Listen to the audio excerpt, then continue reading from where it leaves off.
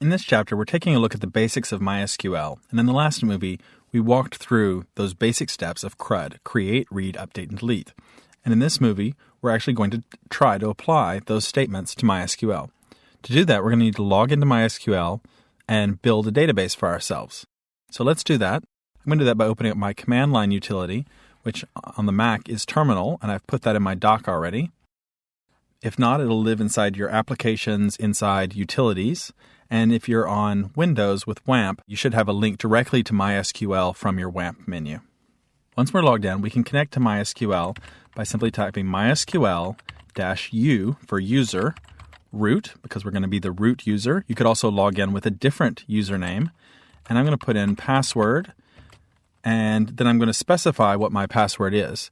Now, you also could put in -p, and it would prompt you for your password as the next step. But we do need a password here. And earlier, I set my password to be OTLPHP07. You may have set yours to the same thing, or you may have picked a different password. Either way, you want to put in your root password here, or if you're logging in as another user, that user's password. Once I hit return, it'll put me into MySQL. And it'll say, great, welcome to MySQL. Now we are inside MySQL, ready to issue commands to the database.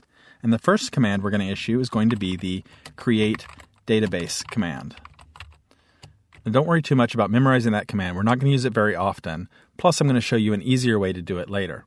And let's go ahead and create a database. I'm going to create one called Widget Corp, because when I create my content management system later, I'm going to create it for a fictional company called the Widget Corporation, or Widget Corp. So widget_corp is going to be the name of the database that I'm going to create. And I'm going to put a semicolon at the end. Semicolon, like PHP, is the way that MySQL knows that a statement has ended and it's time to execute it. It came back and it said, query OK, one row affected. Now that lets me know that it created the database. Now I need to switch into that database. I need to tell MySQL, right now it's in sort of a root MySQL state. We want to move into that database so that all of our future commands that we type apply to that database. And we do that with use Widget Corp and a semicolon. And it says, okay, I changed databases. I'm now inside the Widget Corp database. So now we need to issue commands that will apply to that database. And the first one is we're going to create a table. Table. And I'm going to call this table subjects, all lowercase. Now, we'll talk a little bit more about table naming later. For now, go ahead and follow along with something like this that's very simple. I suggest subjects because I'm going to use this table when we work on the content management system later. And I'm going to go ahead and tell it about that table as well, what fields it should have. So a database is a collection of tables. You can almost think of it like having Excel spreadsheets. And maybe you even have several different tabs inside an Excel spreadsheet that you can switch between. Those are our different tables. But databases, unlike spreadsheets, are going to have relationships between the different tables that will allow us to jump from one to the other and look up information about one based on information that's in another. So we're creating a table inside a database. So let's get used to using the terminology of table when we're talking about subjects. I'm going to open a parentheses.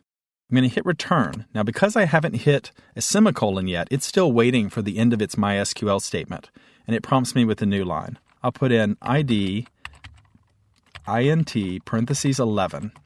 What I'm telling it is that the first field will be a field called ID. And it will be an integer that's allowed to have 11 places in it. So I'm not exactly sure what that works out to, but a million would be 7 places. So I guess that's a billion, something close to that. And we're going to also give it the command not null to make sure that what goes into it is not null. And we've talked about null already. Increment.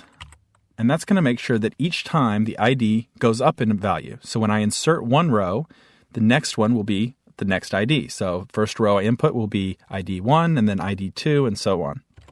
I hit return after that comma and I'm putting in a new name. This is going to be menu name and its type is varchar, which is something like a string. And I'm going to tell it can be 30 places long. That should be long enough to hold most of our menu names in our content management system. It also should be not null, and put another comma. And then I'll put in position, and that's going to be what position our menu should be in, whether it's going to be the first menu item or the second menu item. And because we're just going to hold first, second, third, fourth, etc., integer of size 3 should be enough to hold that. Not null. I'll put a comma. And then the last one we're going to put in is visible.